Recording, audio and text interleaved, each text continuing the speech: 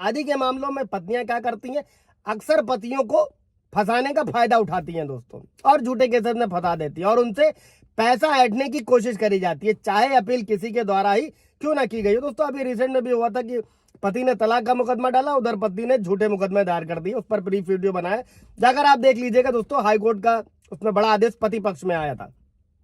अब चाहे अपील किसी के द्वारा ही क्यों ना दायर की गई हो दोस्तों, और ऐसा तब होता है जब पत्नी की शिकायत पर उसके पति और उसके पूरे परिवार को सजा दी जाती है दोस्तों। और इसी को लेकर पंजाब और हरियाणा हाईकोर्ट ने तलाक के मामलों पर एक बड़ी बात कही दोस्तों। जय हिंद, नमस्कार, मैं एडवोकेट आशीष मिश्रा। लाइक कर दीजिएगा, शेयर कर दीजिएगा, सब्सक्राइब कर दीजिएगा, ताकि ये इन्फॉर्मेशन और लोगों को मिल सके दोस्तों, और लोग भी अगर पीड़ित है तो फायदा उठा सके दोस्तों।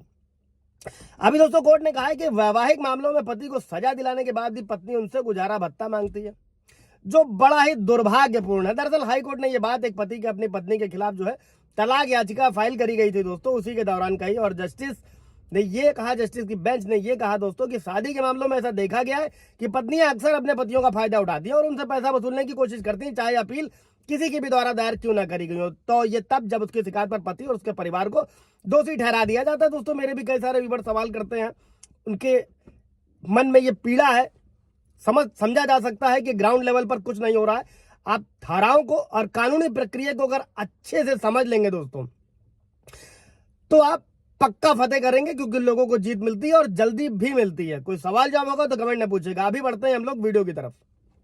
दोस्तों ऐसे ही कोर्ट ने एक मामले का जिक्र करते हुए कहा कि पत्नी की एफआईआर पर उसके पति और उसके परिवार को जेल हो गई दोस्तों। इसके बावजूद भी उसने शिकायत करके अपने पति से क्या किया, गुजारा भत्ता की मांग करी दोस्तों। अब ये सही नहीं है, देखिए कितना पीड़ित भरा, जो कोर्ट भी समझ रहा है। और कोर्ट ने कहा जब समय आ गया है कि समाज में इस तरह की मांग पर रोक लगाई जानी चाहिए और निचली अदालतों को भी इस तरह के मामलों में सभी पहलुओं पर ध्यान देना चाहिए दोस्तों। इसीलिए होता क्या है, जब लोग पूछते हैं, जैसे मान लीजिए 498 कोई दहेज है, कोई झूठा मुकदमा है, आप डिस्चार्ज फाइल कर सकते हैं, लेकिन ट्रायल कोर्ट्स में उतनी सुनवाई नहीं होती। इसीलिए बार बार आप लोगों को मैं सलाह देता हूं कि आप हाईकोर्ट आ सकते हैं और सबूत है तो उसे क्वैश करा सकते हैं दोस्तों। अभी बढ़ते हैं वीडियो की तरफ कि फैमिली कोर्ट को क्या करना चाहिए। और कोर्ट ने आगे कहा कि न्याय की मांग है कि वैवाहिक मामलों से निपटते समय और स्थायी गुजारा भत्ता देते समय मामले के हर पहलू को ध्यान में रखा जाए, जिसमें व्यवहार, आचरण और सभी पक्ष द्वारा लगाए गए आरोपों का स्तर शामिल होना चाहिए दोस्तों।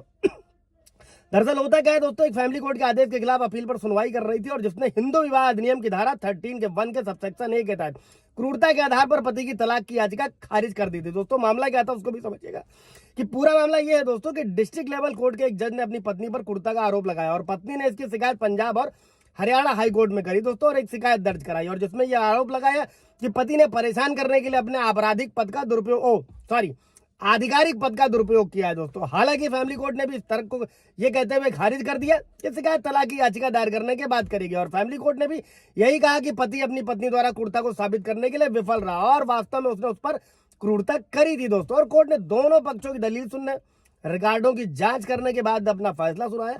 और कोर्ट ने कहा कि रिकॉर्ड के मुताबिक पूरे मुकदमे के दौरान